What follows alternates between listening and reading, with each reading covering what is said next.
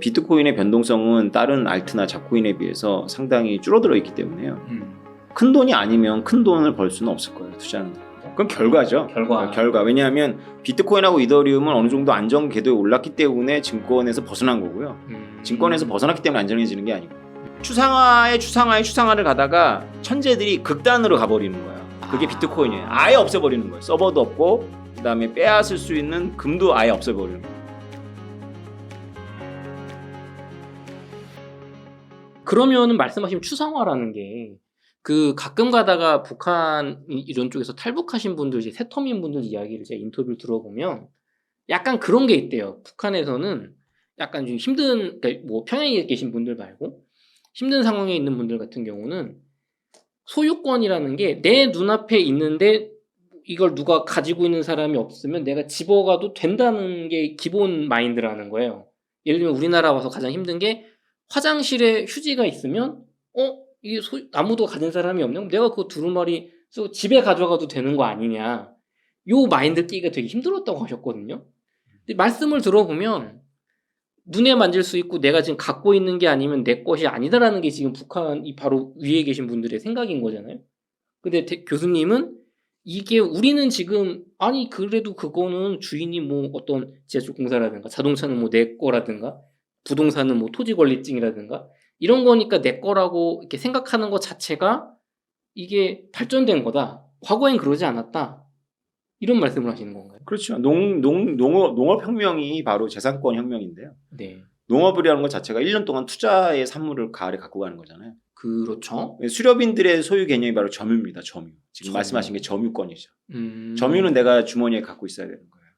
그리고 내가 실력을 가지고 그걸 지킬 수 있을 때 내 물건이거든요. 그렇죠. 사냥해서 고기를 내가 그렇죠. 이걸 지킬 수 있고 내가 갖고 있어야 될 거지. 그렇죠. 그러면 만약에 수렵인이 반농 반수의 시절이 있었다고 치고 네. 일부는 농업을 하고 일부는 수렵을 할 때 수렵인이 농민이 갖고 오는 밀밭의 밀을 자기가 수거해. 네. 그럼 내가 열매 딴 거랑 똑같은 거잖아요. 수렵인 입장에서는. 그쵸. 뭐 그냥 털판에 널린 거 내가 가져간 거야. 그래서 농민 입장에서 황당할 거 아니에요. 그쵸. 이거 내 건데. 그렇죠. 그러니까 농민의 소유권에 우리가 가까워요? 아니면 수렵인의 소유권에 우리가 가까워요? 저희는 지금 농민의 소유권이에요. 도둑이다. 그럴까요? 지금은 아닌가요? 우리가 평상시에는 그렇게 행동해요. 그런데 우리도 위기가 닥치면 수렵인의 관점으로 바로 돌아갑니다. 평상 위기가 닥치면. 그렇죠. 네. 뭐 예를 들면은 어떤 게 있을까요? 전쟁 아니면 피난민 난민촌이나 법이 없거나 아니면 우리 어렸을 때 그 좀 힘 좀 쓰는 애들이 그 중학교 때 침팬치 시절이 있잖아요. 남자 학교에서. 그쵸. 그럼 없는 애들 거 힘 없는 애들 거 뺐잖아요. 그냥 자기 것처럼. 법보다 주먹이 우선시되는. 걔네들이 수렵인인 거예요. 수렵인. 거기서는 상식인 거죠. 그러니까 점유에서 투자 개념이 나오기가 어려워요. 투자라는 것 자체는 반도체 공장, 삼성의 반도체 공장이 길에 있습니까? 하늘에 있습니까? 그냥 땅에 있죠. 그 땅에 있는 거에서 금보다 더 귀한 게 나오잖아요. 그쵸. 그거 뺏을 수 있잖아요. 그쵸. 뭐 불량배들이 가서 뭐 뛰고 몰려갈 수도 있고 삼성은 군인이 없잖아요. 그쵸. 탱크 한 대가 없잖아요. 그렇게 돈이 많은데도. 그쵸. 탱크를 갖고 있는 국가가 뺏을 수 있잖아요. 그렇죠. 국유화 막 이런 거. 그렇죠. 그래서 점유만이 소유권이라면 투자가 발전을 못해서 농업혁명이 안 일어나죠. 그러니까 농업혁명이라는 게 단지 그냥 농산물이 나온 게 아니고요. 네. 재산권에 대한 개념이 추상화되면서 메타버스가 만들어진 거예요. 메타버스 얘기를 하니까 황당하죠. 메타버스는 뭐 요즘 나오는 거 아닌가요? 아니에요. 가상현실 세계? 메타버스는 평행 세계라고 생각하시면 돼요. 평행 세계다. 이렇게 제가 말씀드릴게요. 나일강에 제가 논을 갖고 있어요. 네. 비옥한 논을. 이사님도 갖고 있어. 근데 나일강이 범람해가지고 경계가 흐트러졌어. 네. 그럼 우리 둘이 싸우는 방법이 하나 있고 서기관을 찾아가는 방법이 있죠. 옆집 논하고 내 논하고 지금 불분명해졌어. 그럼 서기관한테 가면 서기관이 잠자다 나올 거예요. 농민들이 찾아왔네 하면서 점토판이나 네. 뭐 이런 거 꺼내오겠죠. 그쵸. 거기에는 뭔가 기록이 있어요. 어떤 게 진실이에요? 실제 그 땅이 진실이에요? 아니면 그 장부가 진실이에요? 우리가 어떻게 행동해요? 우리는 그 장부를 보고 제가 요만큼까지가 제 땅입니다. 그렇죠. 예, 그게 농업혁명이에요. 장부가 메타버스잖아요. 현실을 미러링한. 네. 현실 세계에서는 경계가 불분명해졌는데 그렇죠. 우리가 그거를 판단하는 근거는 현실 세계에서 뭐 내가 힘이 세냐 혹은 뭐 내 말이 맞다가 아니라 어떤 기록된 기록물을 보고서 그거를 따라간다. 그렇죠. 은행에 있는 잔고가 숫자에 불과하잖아요. 그렇죠. 거기 0이 하나 더 붙으면 이사님 어떠겠어요? 내 생각보다 0이 하나 더 붙었어. 너무 좋은데. 그게 왜 좋아요? 실제로는 주머니에 금 하나 은하가 생긴 게 아닌데. 그거를 뺄 수 있지 않나요? 바로 그거죠. 장부가 지금 이 순간에도 장부를 다루는 사람들이 우리 사회의 가장 그 피라미드 정점에 있는 분들이에요. 예를 들어 재판관이 하는 일이 뭐예요?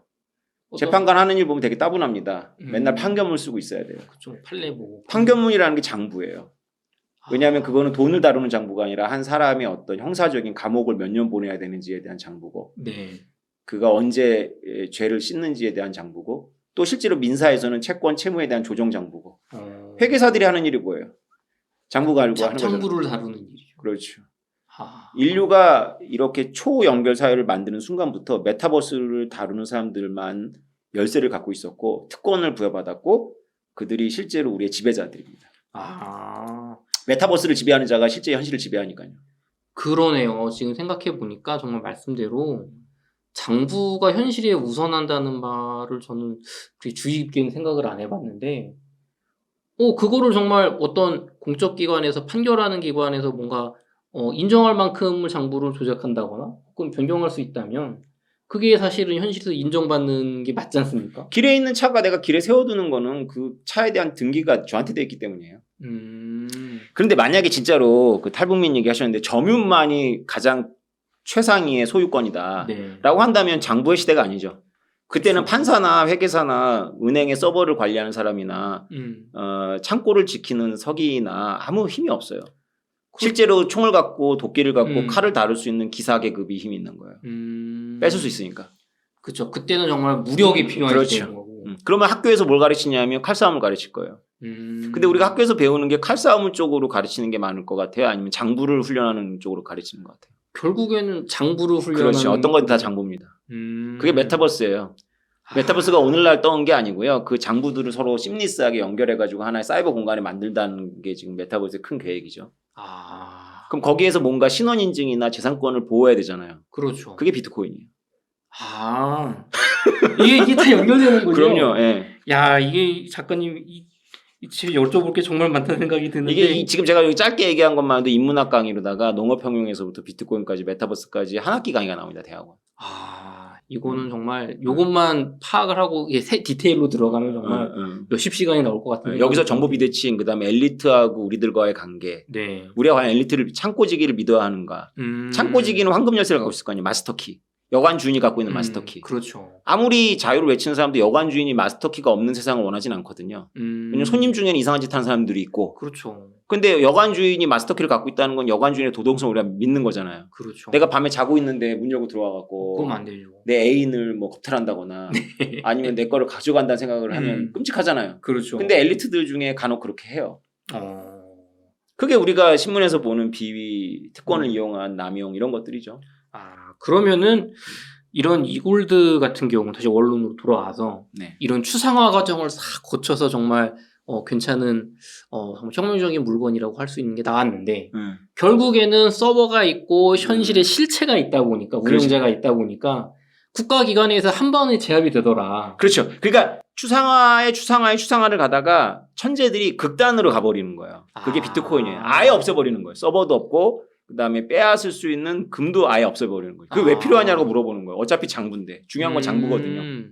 우리가 사는 세상은 어차피 장부 세계고 그렇죠. 지금 추상화의 극한을 갖고 있는 세상을 살고 있는데 왜 이 엘리트들과 어떤 법과 규제 혹은 뭔가 룰에 의지해야 되냐. 이 정말 자유로운 어떤 화폐가 될 수 있지 않겠냐. 그렇죠. 를 생각을 해봤다가 이골드를 만들었는데 한 번에 제압되는 걸 보고 정말 극한으로 가야겠구나. 그렇죠. 아예 없애버린 거예요. 아예 없애버린 근거마저도 없애버린 거예요. 근거마저도. 네. 그래서 평균적인 호모사피엔스들은 선조들의 기억 때문에 비트코인 이해하기가 어려운 거예요. 논리가 어려운 게 아니라 직관이 어려운 거예요. 지금 제 얘기를 듣고 논리로는 저를 따라오더라도 손이 안 가실 거예요 아마. 아니 그래도 국가도 아니고 보증도 안 돼. 그게 대개수가 그렇죠. 이 수년간의 일이었거든요. 그렇죠. 근데 이거를 과거에 이제 여러분이 10년 전이나 7년 전에 이 추상화의 극단을 이해했다면 논리를 믿어볼 수 있거든요. 저마저도 비트코인 직관적으로는 와닿지 않아요. 없잖아요 아무것도. 근데 그쵸. 논리를 믿고 왔기 때문에 80배, 100배 뭐 이렇게 되는 거죠. 그러면은 교수님 이게 과거의 증권이라든가 뭐 채권이라든가 뭐 옛날 뭐 대항해 시대 뭐 여러 가지 있었잖아요. 주식회사들. 그때도 어떻게 보면 제 생각에 주식도 어떻게 보면 추상화의 그렇죠. 산물인 것 같거든요. 아니 뭐 이게 뭐 종이 쪼가리 아니냐 그렇죠. 이거 누가 보증하냐. 그래서 그렇죠. 망하면 그렇죠. 과거에도 이런 것들이 처음에 나올 때는 굉장히 공격을 받거나 그랬던 그렇죠. 시절이 있었나요? 그럼요. 예. 그래서 중세 때는 땅이 최고였어요. 영토. 무력으로 그래서 지켜야 되고 그래서 기사계급이 존중을 받은 거잖아요. 네. 백장령, 공장령 전부 그걸 지키는 거는 백마탄 칼제비들이잖아요. 사무라이들이. 그렇죠. 예. 그러니까 장부의 힘이 제한적이었던 거죠. 그때는 장부가 있긴 있었지만 현실에 힘센 사람 내 눈에 보이는 내 땅이 최고였는데. 그렇죠. 예. 그런데 이제 그렇게 해버리니까 뺏기는 거예요. 살해당하고. 그런데 채권을 아까처럼 갖고 있으면 그 채권자가 계속 왕의 목줄을 갖고 있으면 왕한테 살해를 당하는데 네. 왕이라는 건 결국 기사들의 왕초니까 칼잡이들의 왕초잖아요. 그렇죠. 그러니까 돈이 아무리 많아도 칼잡이들의 왕초를 이길 수가 없는 거예요. 그래서 돈 많은 사람들이 머리를 쓴 거죠. 아 이거를 추상화시켜서 숫자로 만들자 채권을. 그래서 나를 공격할 것 같으면 그 채권을 시장에 팔아버려요. 그러면 왕 입장에서는 나를 죽여봐야 자기 채무가 해결이 안 돼. 이게 또 그렇게 되는군요. 그럼요. 내가 1대1로 빚쟁이의 관계일 때는 쟤를 내가 힘으로 제압하면 빚이 없어져. 근데 채권이면 전 채권 없어요. 난 아무 관계가 없어요 당신하고. 그렇죠. 그럼 저를 죽여봐야지 욕이나 얻어먹는 거고. 그렇죠. 채권은 이미 딴 사람 손에 가 있어서 내가 부도가 나는 꼴이 돼서 신용만 잃어버리겠죠. 그럼 그 채권이 또 수십 명 이렇게 막 현대사회처럼 갈라지면 이제 도저히 어떻게 할 수가 없는 거고. 그렇죠. 어떻게 하면 이제 그게 모라토리엄인 거예요. 그러면 이제 징벌을 받죠. 왜냐하면 그 다음에 빚을 꾸려고 할 때는 아무도 안 사주니까 그 채권 가격이 헐값이 되는 거죠. 이게 다 연결이 되는군요. 국가 권력을 제압한 거예요. 추상화시켜갖고. 그러면은 지금 말씀하신 국가 권력을 어떻게 보면 은행과 이런 자본가들이 어떤 제압했다. 혹은 내가 우위에 섰다. 실제로 은행의 역사가 국가 역사보다 길다고 말씀해 주셨잖아요. 그렇죠. 그런데 최근의 흐름은 포스트 1945 시스템이라고 말씀해 주신 책에서 어떤 달러 패권 이 시대에서는 그게 아닌 것 같다는 생각이 든단 말이죠. 은행이 그렇죠. 과연 우위에 있나. 그렇죠. 지금 오늘날 현대국가에서는 은행들이 중공공기관이고 국가 정부의 신여같이 됐죠. 그렇죠. 왜 그러냐면 그 자산의 근거가 정부가 마음대로 찍어낼 수 있는 법정 화폐라서 그래요. 만약에 은행들이 지금 신뢰하는 유일한 자산이 금이라면 정부가 은행들을 신여로 삼을 수가 없어요. 왜냐하면 정부한테는 금이 없고 은행한테 있거든. 그렇죠. 지금은 돈을 결국에는 대주는 사람이 국가니까. 우리나라 옛날에 권위주의 정부 때 개발 독재를 할 때도 우리나라 안에서는 정부가 최고의 권력 기관이었지만 전 세계적으로 보면 은행들한테 쩌절맸어요. 왜냐하면 부도 내버리고 돈 안 갚겠다고 땡깡 부리면 바로 이자율이 올라갑니다. 그래서 우리나라가 잘한 게 바로 그 외국 은행들의 빚을 꼬박꼬박 갚은 거예요. 남미는 그걸 못 해가지고 결국은 계속 청산을 당했죠. 그러니까 한번 봐주죠. 그러니까 은행들도 채권자들이니까 한번 빚을 이제 줄여주고 탕감을 해주지만 그러면 나중에 징벌이 돌아와요. 거기에 돈 꺼주고 싶으세요? 안 갚는 애들인데. 그렇죠. 그게 남미가 갖고 있는 병 중에 하나예요. 우리는 그런 걸 잘 갚아왔기 때문에 이제 이자율도 낮게 되고. 그럼 제가 물어볼게요. 아까 은행이 위냐 정부가 위냐 물어봤잖아요. 우리나라 안에서는 은행보다 정부가 위지만 우리나라 정부가 국제적인 은행보다 위에 있습니까? 이거는 참 제 영역을 벗어나는 것 같은데 제가 볼 때는 아닌 것 같아요. 아니에요. 절대 아니에요. 아닌 것 같아요. 아니에요. 그게 금융의 힘입니다. 그러면은 은행이 과거만 못하고 많이 제압되었다고 생각할지라도 뭐 전 세계 미국 레벨에서는 그럴 수 있겠지만 대한민국 레벨에서는 전혀 아니죠. 우리나라 국가가 세계 금융에서는 전혀 여전히 그렇지 않다. 심지어는 영국도 안 되는 거예요. 그게 얼마 지난 트러스 수상이 단명한 이유잖아요. 이자를 낮췄다가 뭐 난리 났었잖아요. 맞아요. 그게 금융의 반란이죠. 그러면은 이런 금융의 반란이 결국에는 비트코인이라는 거를 매개로 다시 어떤 과거의 영광? 그렇죠. 을 가져갈 수 있다는 게 또 이제 교수님의 저의 이론이죠. 이론인 것 같거든요. 조금 이 부분 설명해 주실 수 있을까요? 왜냐하면 법정화폐를 잔뜩 쥐고 있으면 결국 정부의 신여가 돼요. 그러니까 국제적인 은행도 지금 우리나라 같은 나라한테는 큰 소리를 칠 수 있겠지만 미국 연준한테는 꼼짝 못하는 거죠. 그렇죠. 연준이 정한 이자율에 따라서 뭐 유동성이 달라지는데. 그렇죠. 근데 만약에 은행들이 고흐의 그림을 자산으로 삼았다고 생각해 보죠. 고흐의 그림. 고흐의 그림이 은행 창고에 있어요. 네. 그럼 정부가 마음대로 할 수가 없죠.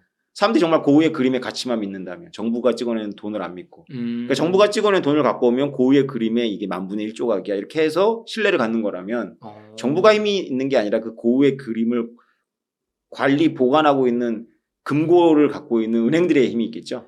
그렇죠. 과거에 그게 고유의 그림이 이제 금이었던 거죠. 그렇죠. 근데 지금 이제 그거가 비트코인이 될 수가 있는 거예요. 그러니까 은행들 입장에서는 다시 정부로부터 독립할 수 있는 절호의 찬스가 온 거죠.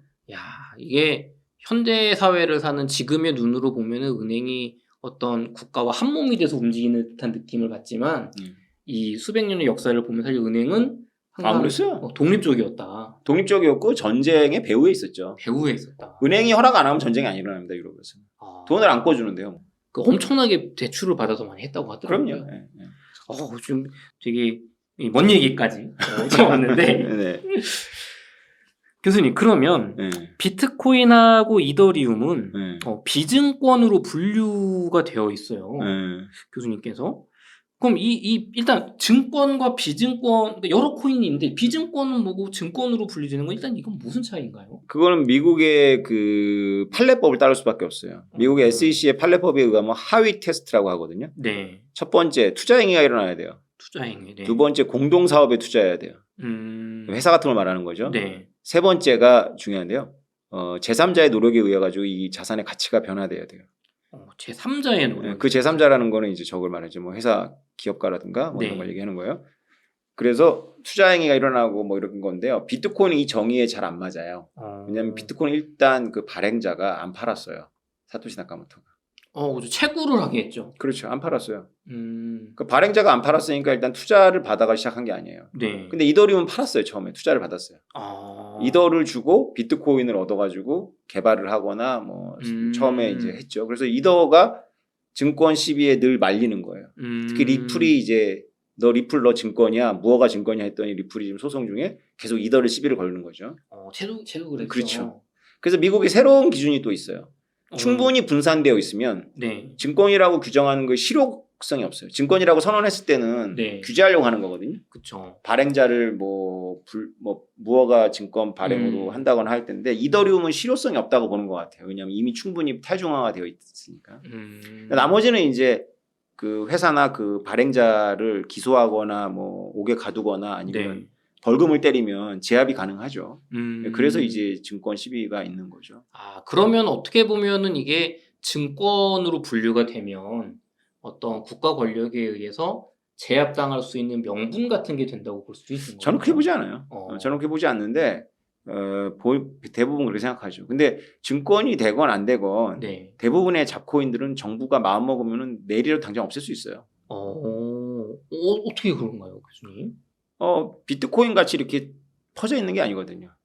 몇 명만 기소하고 감옥에 넣어버리고 압수해버리면 되죠. 그렇죠. 이게 큰 뭉치를 갖고 있는 사람이 소수기 때문에. 그렇죠. 그러면은 어떤 증권 분류와 상관없이 뭐 비트코인 비증권이기 때문에 이 둘은 뭐 안전하다 혹은 살아남을 거다 이런 건 조금 어려운 얘기겠네요. 그건 결과죠. 결과. 왜냐하면 비트코인하고 이더리움은 어느 정도 안전 궤도에 올랐기 때문에 증권에서 벗어난 거고요. 증권에서 벗어났기 때문에 안전해지는 게 아니고. 교수님 월 적립식으로 비트코인을 모아가시는 분들이 많은 것 같아요. 요번에 조금 하락 왔을 때도 또 약간 구매하신 분들이 계신데 앞으로도 비트코인 이렇게 꾸준히 모아가는 전략이 괜찮을 거라고 보시는지. 어떻게 보느냐에 따라 달라요. 예를 들어서 내가 인플레이션 해지를 위해서 큰 돈을 벌려는 목적이 아니라 단지 자산을 일부 안전하게 가치를 보호하기 위해서라면 DCA라고 해서 그 소액을 적립해 나가는 것도 그리고 자녀 수명이 굉장히 긴 청년들에게는 의미가 있겠죠.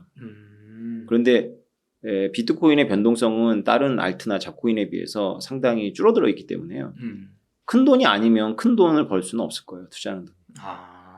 이제 과거처럼 뭐 소액 투자 몇 백만 원, 뭐 10만 원 이렇게 넣어서 막 뭐 억 단위로 이렇게 벌었다는 그 신화는 이제는 비트코인 너무 덩치가 커졌다. 뭐 그럴 수도 있고요. 근데 실제로 너무 비싸기 때문에 그렇게 해가지고는 몇 개 못 모으죠. 사실 0.0 몇 코인 사서는 티도 안 나는 것 같아요. 그렇죠. 그래서 아마 그래서 제가 이렇게 말하는 게 별 의미가 없는 게 그래서 그렇게 알아요 사람들이. 그래서 비트코인 안 하죠. 그래서 100배, 1000배, 10,000배가 오를 것 같은 잡코인을 하죠. 비트코인의 강의를 한참 듣고. 그게 이제 저의 숙명이에요. 비트코인을 설득을 해놓으면 네. 나중에 엉뚱한 짓 하고 있더라고. 처음엔 저도 이게 이해가 안 됐는데 나중에는 그렇겠다라고 이해가 돼요. 비트코인 좋은 거 알겠어. 근데 내가 사서는 별로 못 볼 것 같아. 인생 역전 안 될 것 같거든. 사람들이 생각하는 인생 역전은 한 100만 원쯤 산 게 한 10억 이상 가는 거거든요. 그 정도를 생각해요. 그 정도. 10배 오른다 그러면 이 세계에서는 별 관심이 없어요. 부동산에서 10배 오르면 너무 많이 오른 건데. 제가 진짜로 경험했어요. 2018년, 2017년도에 네. 좀 있으면 10배 오르니까 5년 정도 있으면 기다려라 라고 했는데 사람들이 관심이 없어요. 왜냐하면 이 세계에서 10배는 의미가 없어요. 100배, 1000배를 바라봐요. 그래서 맨날 질문은 잡코인 어떤 거, 무슨 코인 어때요? 무슨 코인 어때요? 이렇게 물어보죠. 맞아요. 저도 교수님 책을 읽고 다음 장에 이 주요기들 잡코인이 뭘까 그런 거에 대한 생각이 많이 가더라고요. 그렇죠. 후에 글을 또 그걸 무시할 수 없는 게 그런 게 생겨요. 그러면 어쨌든 그럼 말씀해 주신 것처럼 내가 큰 어떤 투자로서 자산을 불리는 용도보단 어떤 방어용 이 어떤 기존의 통화 시스템이 어떤 무너진다거나 했을 때에 대한 방어용 혹은 자녀 수명인 청년의 입장에서는 뭐 의미가 있겠다. 네. 하지만 많은 분들이 그러긴 하진 않을 것 같다. 네, 힘들어요. 힘들다. 쉽지 않습니다. 쉽지 않다. 한 10년 하다가 지칠 거예요. 이게 사실 어떻게 보면 연금이 그렇거든요. 이 몇십만 원씩 꾸준히 들면 나중에 30년 뒤에 준다고 하는데 그게 과연 될까? 쉽지 않은 얘기였습니다. 교수님 비트코인 그리고 달러의 지정학이라는 책을 이번에 쓰셨어요. 그런데 과거에 이 책 이전에 비트코인 그리고 지혜의 족보라는 책도 쓰셨다고 알고 있거든요. 이 책은 좀 어떤 책인가요? 지혜의 족보. 비트코인은 아까 우리가 한참 수렵 얘기하고 그랬잖아요. 네. 인문학적인 백그라운드가 있는 지식입니다. 그래서 비트코인만 얘기해가지고 비트코인 이야기가 어려워서 비트코인이라는 인문학이 필요하죠. 그래서 네. 그거를 족보라는 이름으로 낸 거죠. 비트코인 달러의 지정은 전혀 다른 책입니다. 비트코인 달러의 지정은 읽어보시면 아시겠지만 비트코인 얘기 별로 없고요. 맞아요. 그냥 지정학 이야기예요. 비트코인 얘기는 뒤에 잠깐 나오는 거고 사실은 화폐 시스템부터 어떤 지정학적인 이유에서 그래서 비트코인이 의미 있다. 그렇죠. 결론으로 잠깐 나오는 거지. 그렇죠. 네. 그러면은 지혜의 족보는 정말 여태까지 우리가 얘기했던 어떤 네. 우리 수렵 시대 때부터 인문학적인 여러 이유에 의해서 왜 비트코인이 탄생할 수밖에 없었나. 네. 이게 어떻게 보면 우리 그 족보가 있다라고 하는 그 연결고리를 지금 써주신 책인 건가요? 네네 맞습니다. 보면 이제 지식의 인문학을 하는 사람 꼭 알아야 되는 코제 정리라든가 정보 비대칭이라든가 토마스 셀링의 여러 가지 게임 이론이라든가 이런 것들을 쭉 써놨죠. 그게 어떻게 연결되고 어떻게 설명되는지를 썼죠. 이 비트코인 달러의 지정학 책하고 지혜의 족보 책 두 권을 제가 구매를 했다고 했을 때 어떤 책을 먼저 보는 걸 추천하시나요? 그거는 본인의 지식의 백그라운드에 따라 달라요. 예를 들어가지고 만약에 본인이 국제정치에 관심이 있다면 지정학 책이 크게 도움이 될 거예요. 정리를 하고 있거든요. 한 200개 자료들을 활용한 것 같아요. 네, 논문과 책과 여러 가지 기사나 이런 거를 보면 공부를 하고 싶은 사람들을 위해서 뒤에 상세하게 각주를 달았기 때문에 찾아가서 또 그 책들 원책을 볼 수 있죠. 지혜 족보는 난 지정학이나 이런 거 별로 관심이 없고 비트코인 그 자체를 이해하고 싶은데 아무리 생각해도 상식적이지가 않아. 본인 안에 이렇게 어떤 그런 갈등이 막 있어. 지적인. 그러면 지혜 족보를 읽고 한번 도전해 볼 만하죠. 내가 과연 충분히 정당한 질문을 하고 있는 건지 비트코인에 대해서. 그런 분들 아주 지적 호기심이 왕성한 그런 분들을 위해서 만든 책입니다. 그래서 쉬운 책은 아니에요. 쉽다는 평가는 한 번도 못 받았던 것 같아요. 지혜 족보가. 오히려 지정학 책은 쉽게 잘 정리했다는 이야기를 몇 명한테 들었어요. 왜냐하면 비트코인 얘기가 일단 없고 본인들이 익숙한 달러하고 지정학인데 그렇죠. 역사적인 맥락이 그렇죠. 있으니까. 알겠습니다. 그러면 비트코인 자체를 좀 먼저 공부를 해보고 싶은 분들은 지혜의 족보에 혹은 어떤 역사적인 맥락에서 달러 시스템이라든가 정치 외교적인 지정학적인 거에 대해서 내가 관심이 있거나 좀 덜 지루하신 분들은 이쪽을 먼저 읽어보시고 둘 다 결국에는 읽어봐야 비트코인을 이해할 수 있는 거예요. 그러니까 비트코인을 들으면 머리가 아프고 정말 화가 난다. 내가 알고 있는 거랑 너무 다른 세상이니까. 비트코인한테 한번 내가 지적으로 도전해보고 싶다면 그런 사람을 쓴 책이 바로 지혜 족보입니다. 당신이 알고 있는 것들과 상반되는 것이 아니라 당신이 알고 있는 걸 가지고 만든 게 비트코인이야 라는 거죠. 상식적인 현상이야 비트코인은 의외로. 비트코인의 지정학은 미국이 비트코인 가만 놔둘 것 같아? 라는 질문을 하시는 분들한테 권하는 책이죠. 교수님 요즘 비트코인 얘기를 하다 보면 조금 공부를 하게 되면 반감기라는 게 있는 것 같아요. 네. 채굴 시스템에서 이게 전기를 써가지고 가격을 맞추는 게 이제 어떤 원가와 이 가격에 따라 맞는 게 비트코인이라는 채굴 시스템인데 근데 4년마다 한 번씩 채굴량이 반으로 줄어들어요. 왜 줄어들죠? 그 프로그램이 그렇게 되어 있어요. 그럼 4년마다 한 번씩 반으로 줄어들면 채굴자들의 선택지는 어떻게 될까요? 반으로 준다는 게 내가 1시간 했을 때 나오는 코인 양이 반으로 준다는 그렇죠. 거예요. 예. 그러면 수익성이 약화되는 거죠. 수익성이 약화되면 어떻게 될까요? 채굴기를? 꺼야 되지 않을까? 채굴기를 끄죠. 네. 채굴기를 끄는데 그렇지 않을 수도 있어요. 채굴기는 이미 사놓은 거고 네. 전기는 계속 투입하니까 전기를 끄면 너무 손해가 큰 거죠. 임대료도 내고 있고 하니까. 그러면 일부는 그냥 고정적으로 가격이 떨어져거나 수익성이 약화돼도 채굴기를 켜놓습니다. 그러면 경쟁력이 없는 채굴자들은 퇴출되는 거죠. 그렇죠. 그걸 견딜 수 없는. 그런데 여기서 역설이 생겨요. 이런 채굴자리 남아있으려면 그대로 남아있을 수도 있죠. 어떤 가정하에서 비트코인 가격이 2배로 뛰는 거예요. 그렇죠. 2배가 되면 이런 똑같은 그렇죠. 거죠. 똑같죠. 똑같은데 사람들이 이렇게 생각했어요. 비트코인이 2배가 될 리는 없고 채굴자들이 떠날 것이다라고 생각한 거예요. 근데 채굴자는 떠나지 않고 네. 가격은 2배 이상이 되는 겁니다. 아. 그게 반감기예요. 그래서 이번에도 시나리오가 2개가 있어요. 채굴자들이 대거 떠날 것이다. 수익성 약화돼서. 네. 아니면 채굴자들은 그대로 있고 가격이 2배 이상 오를 것이다. 여러분들이 어떤 걸 선택하냐에 따라서 결론은 달라져요. 여태까지 그럼 3번의 반감기에서는 2배 이상, 2배가 뭔가 훨씬 많이 올라왔잖아요. 보통 20배에서 30배 올랐죠. 반감기의 그 기간을 지나요. 반감 지나서 1년 안에. 1년 안에. 그러면 교수님께서는 요번에 4번째 공 반감기는 언제 오나요? 내년 5월에서 6월. 그럼 24년 5월에서 6월에 다 됐습니다 이제. 반감기가 올 때 네. 교수님은 과거와 같이 이렇게 뭐 엄청나게 뭐 수백 배는 어렵더라도 2배 이상 올라갈 거다. 수백 배 오른 적은 없고요. 네. 10배에서 15배를 바라보는 건데 네. 지난번 반감기에 많이 안 올랐어요. 그게 2020년 붐이거든요. 네. 우리가 1억을 뚫었어야 마땅한데 못 뚫었잖아요. 몇 배 안 올랐어요. 이 세계에서는 뭐 두 자리 숫자가 아니니까 몇 배 안 오른 거예요. 2배 이상 올랐다고 해도 별로 안 오른 거다. 그렇죠. 뭐 한 4-5배 갔다가 꺼진 거죠.